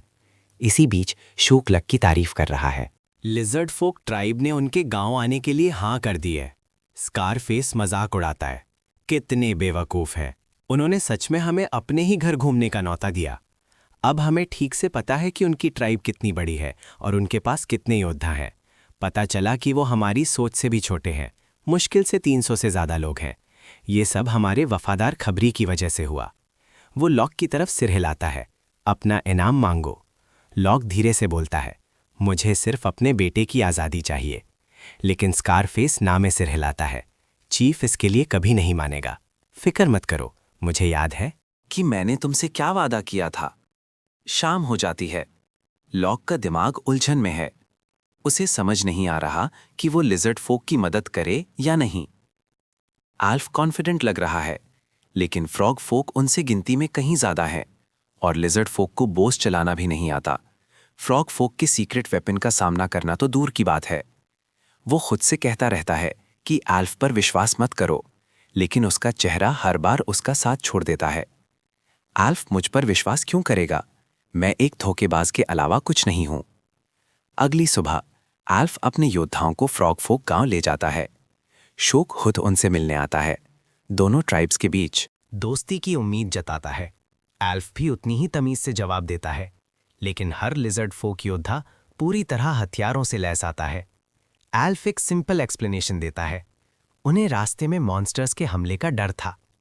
शोक ऊपर से मुस्कुराता है, जबकि उसका दिमाग पहले ही फैसला कर चुका है। दावत का इंतजार करो, एल्फ को शराब पिलाओ, फिर उसे एक जहरीले तीर से खत्म कर दो। तभी एल्फ लॉक को ढूंढने के लिए भीड़ में देखता है। शूक उसे बताता है कि लॉक वहां दावत की तैयारी कर रहा है और लो जमीन पर बैठकर मिट्टी में सिंबल्स खुरेद रहा है। चुपचाप हर लिजर्ड फोक योद्धा की पोजीशन मार्क कर रहा है। एल्फ उसे आवाज लगाता है। लो हमेशा की तरह उसका स्वागत करता है, फिर कैजुअली कहता है, एक बार जब सभी लिजर्ड फोक योद्धा बैठ जाएंगे, दावत ऑफिशियली शुरू हो जाएगी। ये कितनी शानदार पीस समिट है। एल्फ जमीन पर बने सिंबल्स को देखता है और सब कुछ समझ जाता है। वो धीरे से हाँ में सिर हिलाता है, अपना बुलहेड मास्क पहनता है और अपने योद्धाओं को इशारा करता है कि दावत शुरू हो सकती है। लिजर्ड फोक योद्धा पहले ही पोजीशन में है। अगले ही पल उनके भले फ्रॉग फोक आर्चर्स के आर पार हो जाते हैं। फ्रॉग फोक ने कभी इसकी उम्मीद नहीं की थी। एक पल में लिजर्ड फोक उनकी फॉर्मेशन तोड़ देते हैं। एल्फ अपने आदमियों को इशारा करता है, किसी को जिंदा मत छोड़ना। कुछ ही देर में फ्रॉग फोक की ज़्यादातर असैसिनेशन स्क्वाड गिर जाती है। बाकी घबरा कर इधर उधर भाग जाते हैं। कैरल दौड़कर आती है। वो दोबारा इकट्ठे होंगे और तीरों से हमला करेंगे। एल्फ उसे शांत रहने को कहता है। वो पहले से ही इसके लिए तैयार है। फिर एल्फ लॉक को एक तरफ खींचता है। एक बहुत ज़रूरी काम है जो सिर्फ तुम कर सकते हो। दूसरी तरफ शूक गुस्से से पागल हो रहा है। लॉक को हर उस नाम से गाली दे रहा है जो उसे पता है। कभी नहीं सोचा था कि लॉक उन पर इतनी जल्दी हमला कर देगा। बाकी बचे फ्रॉग फोक एक साथ आते हैं। एक योद्धा चिल्लाता है, लिजर्ड फोक की ताकत खत्म हो रही है। वो हमारी तादाद का मुकाबला नहीं कर सकते। जब तक और लोग ना आ जाएं, डटे रहो, फिर जीत हमारी है। लेकिन अगले ही सेकंड जहर से बुझे तीरों की एक बौछार लिजर्ड फोक की तरफ आती है। एक खरोच का मतलब भी धीमी दर्दनाक मौत है। फ्रॉग फोक को जो नहीं पता वो ये है कि लिजर्ड फोक तैयार है। शील्ड्स की एक दीवार आगे बढ़ती है और हर एक तीर को रोक लेती है। ये नज़ारा देखकर शूक जम जाता है। फिर वो अपने आदमियों पर चिल्लाता है कि तीर चलाते रहो, किसी भी कीमत पर उनका आगे बढ़ना रोको। तभी एक अजीब सी महक आती है। धुएं के एक विशाल बदल ने पहले ही आधे आसमान को निगल लिया है। फ्रॉग फोक आर्चर्स का निशाना पूरी तरह बिगड़ जाता है। ये वो मिशन था जो एल्फ ने लक को दिया था। फ्रॉग फोक गांव में घुसो, बंदियों को आज़ाद करो और स्मोक स्क्रीन बनाने के लिए घरों में आग लगा दो। लच आज़ाद हुए बंदियों की तरफ मुड़ता है। वक्त आ गया है। लड़ाई में शामिल हो जाओ। लेकिन बंदियों को यकीन नहीं है कि वो उसकी बात माने या नहीं। लच उनकी आंखों में देखता है। ये हमारा बच निकलने का इकलौता मौका है। हमें लिजर्ड फोक ट्राइब पर विश्वास करना होगा। वो इन फ्रॉग फोक को हरा देंगे। जब फ्रॉग फोक को एहसास होता है कि उनके गांव पर हमला हो रहा है, तो वो समझ जाते हैं कि दूसरे बंदी उनके खिलाफ हो गए हैं। शूक के पास थोड़ी देर के लिए पीछे हटने का ऑर्डर देने के अलावा कोई रास्ता नहीं होता। एक फ्रॉग फोक योद्धा पीछे हटने से इनकार करता है। उन्होंने पहले ही अपने बहुत से लोगों को खो दिया है। शूक उस पे भड़क जाता है। बेवकूफ़, अगर ट्राइब के वारिस को खतरे में डाला गया तो पूरी ट्राइब खत्म हो जाएगी। योद्धा पूछता है, क्या हमें 2 सिर वाले सांप भगवान को बुलाना चाहिए? शुक साफ तौर पर वो कार्ड नहीं खेलना चाहता। क्या कोई बेहतर रास्ता नहीं है? जब स्कारफेस गांव को जलता हुआ देखता है तो वो समझ जाता है कि असली जंग शुरू हो चुकी है। एक सबऑर्डिनेट रिपोर्ट करता है, शुक की तरफ सिर्फ 15 फाइटर्स बचे हैं। स्कारफेस जल्दी हिसाब लगाता है। हमारी फोर्सेस मिलाकर हमारे पास अभी भी टोटल करीब 45 लोग हैं। हमारे पास अभी भी एडवांटेज है। वो सभी सोल्जर्स को अपने तीरों पर फ्रॉग का जहर लगाने और शुक की मदद करने के लिए आगे बढ़ने का ऑर्डर देता है। लेकिन तभी पास की झाड़ियों में कुछ बहुत बड़ा हिलता है। वो आवाज़ वहां खड़े हर फ्रॉग फोक के अंदर डर पैदा कर देती है। इतनी बड़ी चीज़ सिर्फ एक मॉन्स्टर ही हो सकती है। अगले ही सेकंड फ्रॉग फोक आवाज़ की तरफ अंधाधुंध फायरिंग करते हैं। तीर लगते हैं और उनके होश उड़ जाते हैं। एक विशाल अर्थ ड्रैगन उनके सामने खड़ा है। हर जहरीला तीर उसकी खाल से टकराकर वापस आ रहा है। अर्थ ड्रैगन की बॉडी जहर को झेलने में बहुत आगे है। यहाँ तक कि तीरों को निकलने से भी कोई नुकसान नहीं होता। इससे पहले कि फ्रॉग फोक कुछ समझ पाते, अर्थ ड्रैगन आगे झपट्टी मारता है और एक फ्रॉग फोक को पूरा निगल लेता है। लेकिन स्कारफेस तेज है, वो किसी तरह हमले से बच निकलता है। ये देखकर स्कारफेस एक जहरीला मेंढक उस क्रीचर पर फेंकता है और सबको वैसा ही करने के लिए चिल्लाता है। शायद वो उसे जहर देकर मार सकें। अर्थ ड्रैगन एक के बाद एक सारे जहरीले मेंढक खा जाता है। क्रंच क्रंच, जैसे भुने हुए चिकन के टुकड़े खा रहा हो। स्कारफेस हैरानी से देखता रहता है। इससे पहले कि वो हिल पाए, अर्थ ड्रैगन उसे भी निगल लेता है। कहीं और एक फ्रॉग फोक अल्फ के पीछे से चुपके से आता है, लेकिन अल्फ बचने की कोशिश नहीं करता। पूंछ का एक ही वार हमलावर के तीर को हवा में ही गिरा देता है। कैरल काम खत्म करने के लिए आगे आती है। जल्द ही मैदान में सिर्फ एक फ्रॉग फोक योद्धा बचता है। लॉक के लोग भी लड़ाई में शामिल हो गए हैं, लेकिन कुछ चीज़ एल्फ को परेशान कर रही है। हालात इतने खराब होने के बाद भी फ्रॉग फोक चीफ रॉय अभी तक सामने नहीं आया है। किनारे से देखते हुए फैंग हल्का सा मुस्कुराता है। ये मेरी वजह से है। कुछ ही वक्त पहले फैंग ने एक म्यूकस मेम्ब्रेन वायरस ढूंढा था जो बहुत जल्दी फैलने वाला और जानलेवा है। सबसे ज़रूरी बात, ये सिर्फ एम्फीबियंस की म्यूकस मेम्ब्रेन्स पर असर करता है। जिस वक्त एल्फ ने सेक्रेड लैंड छोड़ने का फैसला किया, उस वक्त फैंग को ये वायरस फ्रॉगफोक गांव से करीब 100 किलोमीटर दूर मिला। बीटल्स ने इस वायरस को यहाँ लाना मुमकिन बनाया। फैंग के इसे छोड़ने के बाद फ्रॉगफोक चीफ मैदान से गायब हो गया। इस यकीन के साथ कि एक जिंदा बली बीमारी को ठीक कर देगी, रॉय ने लिजर्ड फोक को अपने चढ़ावे के रूप में मंगवाया, लेकिन इससे कुछ हासिल नहीं हुआ। अब रॉय उन बच्चों की बलि 2 सर वाले सांप भगवान को चढ़ाने का प्लान बना रहा है और आखिरी लिजर्ड फोक तक को मिटा देने की प्रार्थना कर रहा है। लोक एल्फ को हाफता हुआ और पीला पड़ा ढूंढ निकालता है। एल्फ उसके चेहरे का डर पढ़ लेता है और पूछता है क्या हुआ। लोग डेस्परेट होकर उससे लेक के बीच वाले आइलैंड की तरफ चलने के लिए कहता है। फ्रॉगफोक अभी बच्चों की बलि 2 सर वाले सांप भगवान को चढ़ा रहे हैं। भगवान शायद उनकी बीमारी ठीक ना करें, लेकिन तुम्हारे पास इसे रोकने की ताकत है। एल्फ नापा तुला रहता है। फ्रॉगफोक की सारी फोर्सेस उस आइलैंड पर हैं। वहां पहुंचते ही हम जहरीले तीरों के तूफान में फंस जाएंगे और रास्ते में हम पर हमला भी हो सकता है। लोच उसका हाथ पकड़ लेता है। एल्फ, प्लीज, मेरा बेटा भी उन बलियों में से एक है। एल्फ की आंखों में एक ठंडी आग जल उठती है। वो लॉक के चेहरे पर एक मुक्का मारता है। तुम बेवकूफ हो। तुम्हें शुरू से ही मुझ पर विश्वास करना चाहिए था। अपने ही बच्चे को बचाने के लिए तुमने पहले कुछ क्यों नहीं कहा? एल्फ खुद से भी गुस्से में है। अगर वो पहले शूक के दिमाग को समझ लेता तो वो इसके हिसाब से प्लान बना सकता था। आइलैंड पर रॉय अपने भगवान को पुकारता है। महान भगवान, लिजर्ड फोक को सजा दो। लॉक दूर से देखता है, पहले से ही यकीन करके कि सब खत्म हो चुका है, लेकिन एल्फ ये मानने से इनकार कर देता है। इस बार हमारे पास कोई जगह का एडवांटेज नहीं है। हम आमने सामने लड़ेंगे, इसकी कीमत चाहे जो हो, लेकिन हम उन बच्चों को बाहर निकालेंगे। एक तितली उड़ती हुई आती है। वो लॉक की तरफ मुड़ता है। तो क्या तुम चमत्कारों पर यकीन करते हो? फिर आसमान में एक विशाल परछाई नजर आती है। एल्फ तुरंत समझ जाता है। नेमलेस बीटल गॉड ने जवाब दे दिया है। आइलैंड पर रॉय ने एक बलि देकर 2 सिर वाले सांप को बुलाया था। भगवान, इस चढ़ावे को स्वीकार करें, हर एक लिजर्ड फोक को खत्म कर दें। लेकिन सांप कोई इंटरेस्ट नहीं दिखाता, जिसने रॉय को पूरी तरह उलझन में डाल दिया। वो चढ़ावे के पहले इशारे पर हमेशा बेचैनी से आता था। फिर रॉय ऊपर देखता है और उसके चेहरे का रंग उड़ जाता है। उसके पीछे एक विशाल मैंटिस खड़ा उसे घूर रहा है। ये क्या चीज है? क्या ये भी कोई भगवान है? इसके बगल में 2 सर वाला सांप बहुत छोटा लगता है। सांप खतरे को भांप लेता है और चेतावनी देते हुए फुनकारता है। ये लैटिस है, फैंग की बनाई हुई क्रिएशन, जो एक जायंट सेंटिपीड के कोर एसेंस और फेथ पॉइंट्स की ताकत से बनाई गई है। लैटिस एक मैंटिस जैसा दिखता है। और इस स्टेज पर कोई और प्लेयर इतनी जल्दी ऐसा क्रीचर नहीं बना सकता था। 2 सर वाला सांप पहले हमला करता है, अपने दांतों से झपट्टी मारता है और लैटिस उसे एक ही पकड़ में ठंडा कर देता है। सांप के नीचे छिपे फ्रॉग फोक इधर उधर भागने लगते हैं। रॉय खुद किसी तरह कुचले जाने से बचता है। सांप का दूसरा सर अंदर की तरफ घूमता है, लेकिन लैटिस के ब्लेड जैसे आगे के पैरों के सामने 2 सर वाला सांप बीच से 2 टुकड़ों में कट जाता है। लैटिस एक खोखली गूंजती हुई आवाज में बोलता है। एक छोटा सा पानी का सांप खुद को भगवान कहलाने की हिम्मत करता है। तुम एक जंगली जानवर के अलावा कुछ नहीं हो। अब मैं तुम्हें अपने मालिक को पेश करता हूँ। तुम्हारी बलि तुम्हारे हर एक पाप का पश्चाताप करे। ब्लेड्स चमकते हैं, 2 सिर वाले सांप के सिर गिर जाते हैं। वो डेटी जिसकी फ्रॉग फोक पूजा करते थे, हमेशा के लिए खत्म हो गई। लैटिस हर एक स्टार्ट में 2 सिर वाले सांप से आगे निकल जाता है। लिजर्ड फोक ट्राइब से जश्न की एक दहाड़ गूंज उठती है।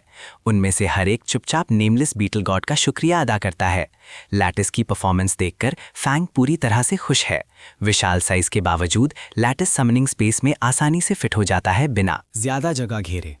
और लैटिस को रैंडमली मिली बोनस पावर स्किल ने उसके ब्लेड वाले आगे के पैरों की काटने की ताकत को काफ़ी बढ़ा दिया है। उसी वक्त फैन को एक और कोर एसेंस मिलता है। उसने खुद ऐसी किस्मत की उम्मीद नहीं की थी। ये खास कोर एसेंस एक एक्सक्लूसिव डोमेन अनलॉक कर सकता है। फैंग तुरंत कंफर्म पर क्लिक करता है, लेकिन एक मैसेज आता है, एक्टिवेट करने में नाकाम। इलाके का मीठा पानी डोमेन को असर करने से रोक रहा है। वो इसे अभी के लिए एक तरफ रख देता है। आखिरकार एक सही वक्त आएगा। रॉय पूरी तरह से सुन हो गया है। उसने कभी नहीं सोचा था कि 2 सिर वाला सांप भगवान इतनी आसानी से गिर सकता है। हर एक फ्रॉग फोक योद्धा मौके पर ही अपनी हिम्मत खो बैठता है। लैटिस फैंग को इशारा करता है, मिशन कंप्लीट। फैंग पुकारता है, बहुत अच्छा, अब तुम आराम कर सकते हो। लैटिस गायब हो जाता है, शांति लौट आती है। एल्फ सबको इकट्ठा करता है। फ्रॉग फोक अभी अपनी नाव चलाकर अपने गांव की तरफ जा रहे हैं। आइलैंड साफ है, आज हम इसे खत्म करेंगे। वो पूछता है, फ्रॉग फोक, गांव का रास्ता कौन जानता है? लॉक बिना हिचकिचाए आगे आता है, वो मुझ पर छोड़ दो। हू और लिजर्ड फोक में से एक आगे बोलता है, प्लीज हमें अपने साथ आने दें चीफ। एल्फ हाथ उठाता है, ये खतरनाक मिशन है, तुम लोग योद्धा नहीं हो। हू और लिजर्ड फोक विरोध करते हैं, फ्रॉग फोक ने हमारे बच्चों और हमारे परिवारों की बलि चढ़ाई, अब हमें सिर्फ इंसाफ चाहिए। एल्फ उनकी आंखों में आग देखता है, हर किसी को अपने गुस्से का हक है, जो कोई भी इंसाफ चाहता है मैं तुम्हारे साथ लड़ूंगा। एल्फ आखिरी हमले का ऑर्डर देता है। उनका मकसद फ्रॉग फोक आइलैंड पर कब्जा करना और चढ़ाए गए बच्चों को बचाना है। लिजर्ड फोक पानी के पार हमला करते हैं, बच्चे सेफ हैं, हर एक। एल्स का अपने बेटे से मिलना आंसू ले आता है, वो अब और खुद को रोक नहीं पाता। अल्फ घंटों में पहली बार चैन की सांस लेता है। वो जैक को इशारा करता है, नाव तैयार करो, पहले बच्चों को सेफ जगह भेजो, फिर हू और लिजर्ड फोक नाइट्स को गांव के पीछे से ले जाओ, अफरा तफरी मचाओ और फ्रॉग फोक का ध्यान भटकाओ। जैक तुरंत समझ जाता है, आप एक साथ दोनों गांव पर हमला करना चाहते हैं। अल्फ हाँ में सिर हिलाता है। जब फ्रॉग फोक तुम्हारी तरफ आएंगे, मैं अपने सोल्जर्स को पानी के रास्ते ले जाऊंगा। जैक अभी भी थोड़ा दुविधा में लगता है। एल्फ उसे फिक्र ना करने को कहता है, उसने अभी अभी भगवान का एक और तोहफा ढूंढा है। हमारे काले स्केल्स चांदनी में धुंध की तरह घुल जाते हैं, दुश्मन हमें कभी आते हुए नहीं देख पाएगा। कुछ ही देर में फ्रॉग फोक गांव में आफरा तफरी मच जाती है। इससे पहले कि रॉय सांस भी ले पाता, लिजर्ड फोक उस पे हावी हो चुके हैं। उसने कभी उनके इतनी जल्दी आने की उम्मीद नहीं की थी। फ्रॉग फोक अभी भी अपने बोझ पकड़े हुए हैं, लेकिन काले स्केल्स वाले योद्धाओं के भालों के सामने उन्हें रिएक्ट करने का वक्त नहीं मिलता। एल्फ सीधे रॉय तक पहुंच जाता है। सब खत्म हो चुका है, लेकिन रॉय अभी भी प्रार्थना कर रहा है, गलतफहमी में खोया हुआ। मैंने इतनी सारी बलियां दी हैं, महान भगवान प्लीज मुझे बचा लीजिए। एल्फ अपना भाला आगे करता है। रॉय की पापी जिंदगी यहीं खत्म होती है, तुम्हारा भगवान जा चुका है कहीं और। शूक हालात देखता है और जानता है कि सब खत्म हो चुका है। हमारे पास तादाद थी, हमारे पास जहरीले तीर थे, लेकिन हमने कभी ये नहीं सोचा था कि लिजर्ड फोक पर जहर का असर नहीं होता। वो स्ट्रैटेजी शुरू से ही बेकार थी। जैसे ही शुक बाख निकलने का रास्ता ढूंढता है, अल्फ उसके पीछे अंधेरे से बाहर आता है। तो तुम यहाँ छिपे थे? शुक अल्फ को देखते ही अपने घुटनों पर गिर जाता है। अल्फ जमीन पर गिरे हुए शख्स को देखता है। एक योद्धा की तरह खड़े हो, अपना हथियार निकालो, अपनी जो भी इज्जत बची है उसे बचा कर रखो। लेकिन शुक अपना माथा जमीन पर पटकता है और लाचारी से झुकता है। हमारा एक रिश्ता है, तुम्हारा और मेरा, प्लीज मेरी जान बख्श दो। मेरे पिता ने मुझे इन सब में धकेला था। जब इससे काम नहीं बनता तो वो दूसरा रास्ता अपनाता है। मैं तुम्हें बताऊंगा कि बोस कैसे बनाते हैं, मैं तुम्हें मटीरियल दूंगा। एल्फ की आंखें तेज हो जाती हैं। मटीरियल क्या है? शोक जल्दी से जवाब देता है, सेन्यू। एल्फ की आंखें सिकुड़ जाती हैं। किस जानवर का सेन्यू? शोक अचानक हकलाने लगता है। एल्फ को पहले से ही जवाब पता है। जब शोक पहले लिजर्ड फोक ट्राइब से मिलने आया था तो उसने बो मटीरियल के बारे में बताया था। कहा था कि सिर्फ फ्रॉग फोक जानते हैं कि वो क्या है, लेकिन लिजर्ड फोक उसे आसानी से हासिल कर सकते हैं। लिजर्ड फोक ने हर वो मटीरियल ट्राई किया था जो उन्हें मिल सकता था और किसी ने काम नहीं किया। अब एल्फ पूरी तरह समझ जाता है कि शुक ने ऐसा क्यों कहा था। फ्रॉग फोक ने उस सैनियों को निकालने के लिए सैकड़ों लिजर्ड फोक को मारा था। अल्फ टेंट का पर्दा पीछे खींचता है और बाहर की तरफ इशारा करता है, तुम जाने के लिए आज़ाद हो। हमारे बीच कोई गहरी दुश्मनी नहीं है, मैं सौदे की इज्जत करता हूं, चले जाओ। शुक एक सेकंड के लिए भी नहीं सोचता, वो भागता है। उसे यकीन ही नहीं हो रहा कि वो जिंदा बच निकल रहा है। लॉक हैरानी से देखता है, तुम सच में उसे जाने दे रहे हो? अल्फ हाँ में सिर हिलाता है। उसके और मेरे बीच कोई गहरी दुश्मनी नहीं है, लेकिन मेरे लोगों को एक अलग हिसाब चुकाना है। अगले ही सेकंड एक तीर शॉक के पैर के आर पार हो जाता है। दर्द तुरंत और पूरी तरह से होता है। वो जोर से जमीन पर गिरता है। जैसे ही वो दोबारा भागने की कोशिश करता है, हुआन लिजर्ड फोक उसके करीब आ जाते हैं। लिजर्ड फोक आखिरी वार करते हैं। फ्रॉग फोक और लिजर्ड फोक के बीच की जंग खत्म हो चुकी है। कई दिनों बाद, दिनों की कड़ी प्रैक्टिस के बाद, अल्फ की तलवारबाजी काफी बेहतर हो गई है। बोस को भी बेहतर किया गया है, लेकिन एक परेशानी अभी भी है। नई बो स्ट्रिंग ठीक काम कर रही है, लेकिन अगर इसे पूरी तरह खींचा जाए तो बो टूट जाता है। काश बो लिम्स को मजबूत करने के लिए कोई ताकतवर मटेरियल होता। लात समझाता है, इस जंगल में इससे मजबूत कुछ नहीं है। फ्रॉग फोक इसी मटेरियल का यूज करते हैं, लेकिन हमारे बोस लिजर्ड फोक की ताकत को झेल नहीं सकते। अल्फ सहमति जताता है, हम अब खुद को इस जंगल तक सीमित नहीं रख सकते। सर्दियां आ रही हैं। बाइसन को जिंदा रखने के लिए हम में से कुछ को गर्म जगह जाना होगा। लो हाँ में सिर हिलाता है। झुंड को इस जगह से मिलने वाले खाने से कहीं ज्यादा खाने की जरूरत है, और सर्दी बच्चों के लिए अच्छी नहीं है। अल्फ जिंदा बचे फ्रॉग फोक के बारे में पूछता है। लॉक कहता है कि उन्हें लगभग पूरी तरह से खत्म कर दिया गया है, और पीछा करते वक्त उसे कुछ अजीब चीज मिली। इससे पहले कि लो आगे कुछ कह पाता, पास ही आने वाली एक आवाज उन्हें रोकती है। कैरल विक पेड़ के पीछे झांकती है और एक छोटे लिजर्ड फोक बच्चे को उसके पीछे छिपा हुआ पाती है। तुम यहाँ बाहर क्या कर रहे हो छोटे बच्चे? बच्चा कैरल को देखकर डर जाता है, फिर पूछता है, क्या आप यहाँ चीफ एल्फ को ढूंढने आई हैं? कैरल की नज़र जमीन पर किसी चीज पर पड़ती है। वो इसे उठाती है, एक छोटी हाथ से बनी लकड़ी की मूर्ति। एल्फ एक नज़र देखता है और तुरंत पहचान लेता है, उनके गार्डियन डीईटी की एक मूर्ति। वो इसे ध्यान से अपने हाथों में पलटता है और बच्चे से कहता है कि ये बहुत खूबसूरती से बनाई गई है। बच्चा खुशी से मुस्कुराता है। ये हमारे महान चीफ के लिए एक तोहफा है। लच आल्फ को देखकर मुस्कुराता है। गांव के सभी बच्चे ऐसी छोटी मूर्तियां बनाना पसंद करते हैं। वो इनका आपस में लेन देन करते हैं। कैरल हैरानी से पूछती है, क्या ऐसी और भी बहुत सारी मूर्तियां हैं? बच्चा हाँ में सिर हिलाता है। गार्डियन गॉड ने हम सबको बचाया। हर बच्चा उन्हें महान मानता है। आल्फ इससे बहुत इम्प्रेस होता है। वो लॉक की तरफ मुड़ता है। और बनवाओ, हम में से हर किसी के पास एक निशानी होनी चाहिए। हमारा महान रक्षक हमेशा हमारी निगरानी कर रहा है। एल्फ को लो की पहले वाली अधूरी बात याद आती है। पता चलता है कि आखिरी फ्रॉग फोक का पीछा करते वक्त लोच को एक रहस्यमयी गुफा मिली। एल्फ की आंखें तुरंत चमक उठती हैं। वो लो को रास्ता दिखाने के लिए कहता है। कुछ ही देर बाद वो एक अंधेरी गुफा के एंट्रेंस के सामने खड़े हैं। आखिरी फ्रॉग फोक यहाँ छिपे थे। हमने हर एक को पकड़ लिया। लोच को इस जगह के बारे में कुछ अजीब महसूस होता है, जैसे इसके अंदर कोई राज छिपा हो। एल्फ गुफा की दीवारों पर बने अजीब निशानों को देखता है और वहीं रुक जाता है। वो इतनी सफाई देखकर हैरान रह जाता है। कोई पत्थर को इतनी सफाई से कैसे तराश सकता है? और ध्यान देता है कि पैटर्न्स कीड़ों की पीठ पर बने निशानों से काफी मिलते जुलते हैं। सिर्फ फैंग, जो चुपचाप पीछे से देख रहा है, जानता है कि ये सच में क्या है। Ancient ruins. एंशिएंट रूइंस कई तरह के होते हैं। मलबे के अंदर किसी को खोई हुई नॉलेज मिल सकती है या कोई चमत्कारिक चीज मिल सकती है। अंदर मिलने वाली कुछ चीजें बहुत जरूरी काम आती हैं। कुछ रूइंस सीधे मैजिकल पावर फैलाते हैं। स्पेशल रिसोर्सेज या रहस्यमयी आशीर्वाद वाले रूइंस आमतौर पर एक फिक्स्ड जगह पर होते हैं। लिजर्ड फोक ट्राइब अभी भी सिविलाइजेशन की बहुत शुरुआती स्टेज पर है। बंजारों के रूप में उन्हें एक फिक्स्ड रूइन से कम फायदा मिलता है।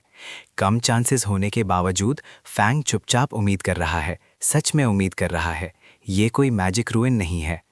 एल्फ पत्थर के दरवाजे को खोलता है। अंदर से एक तेज रोशनी बाहर आती है। मुझे मेरी नींद से किसने जगाया है?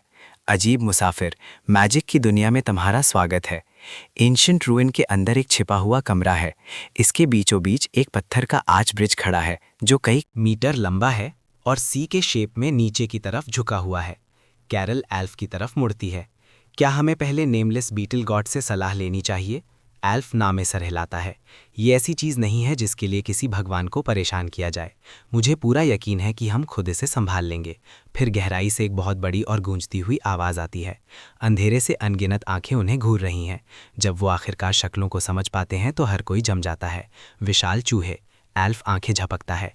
क्या चूहे सच में इतने बड़े होते हैं? कोई जवाब देता है, वो न्यूट्रिया जैसे लगते हैं। हमने एक बार रास्ते में कुछ खाए थे, लेकिन एक नॉर्मल न्यूट्रिया सिर्फ 60 सेंटीमीटर लंबा होता है।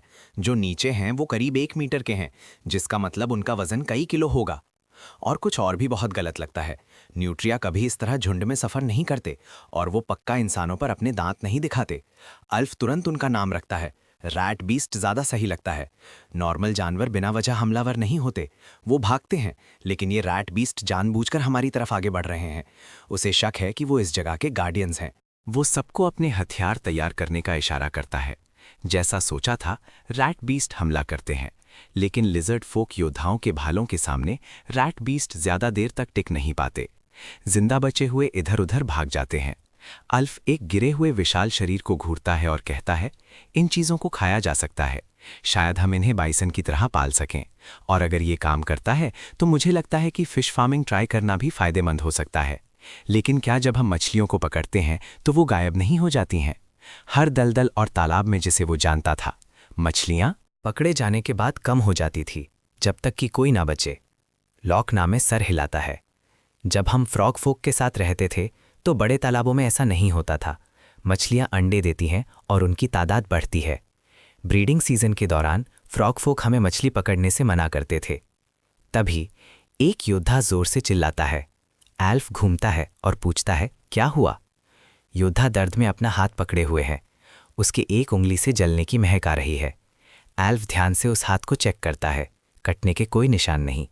योद्धा कहता है, मैंने बस उसे छुआ था और ये आग जैसा महसूस हुआ। मरे हुए रात बीस्ट का शरीर एक अजीब सी आवाज़ के साथ हल्का सा चटकता है। एल्फ आगे बढ़ता है और हल्के से उस पर एक उंगली रखता है। एक जोर का झटका तुरंत उसके पूरे शरीर से गुजरता है, जो उसे सर से पांव तक सुन्न कर देता है। कैरल पूछती है, टेंस, क्या तुम ठीक हो? एल्फ अपना सुन्न हाथ पकड़ता है और उसे हाथ हिलाकर ठीक होने का इशारा करता है।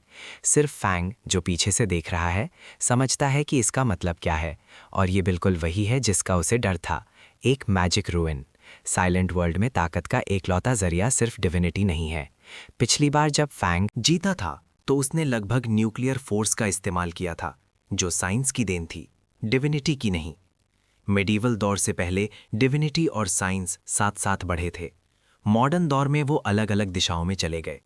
लोग अपने भगवानों के जितने ज्यादा भक्त बनते गए, उन्होंने उतना ही साइंस की नींव को बिगाड़ दिया, और जिन्होंने साइंस और नॉलेज हासिल कर ली, उन्होंने भगवानों पर विश्वास करना पूरी तरह से बंद कर दिया। साइलेंट वर्ल्ड में डिविनिटी और साइंस से आगे एक तीसरी ताकत है, मैजिक। मैजिक और डिविनिटी भी एक दूसरे के खिलाफ हैं, लेकिन साइंस से अलग ये टकराव शुरुआत से ही रहा है, क्योंकि मैजिक अपने अलग ताकत के सिस्टम पर काम करता है। पुराने वक्त में कोई भी इंसान या जानवर जिसके पास ताकतवर मैजिक था, उसे रोकना नामुमकिन था। जो लोग मैजिक को कंट्रोल करते थे, उन्हें भगवान की तरह पूजा जाता था, और जाहिर सी बात है, उन्हें किसी और डेटी पर कोई विश्वास नहीं था। जैसे जैसे मॉडर्न साइंस आगे बढ़ी, मैजिकल पावर धीमी और कमज़ोर पड़ गई। लेकिन सभी मैजिक डिविनिटी के खिलाफ नहीं खड़े होते। खुद फैंग ने मैजिक का इस्तेमाल करके कई लड़ाइयाँ जीती हैं। तो जीतने का तरीका सिर्फ डिविनिटी नहीं है, बल्कि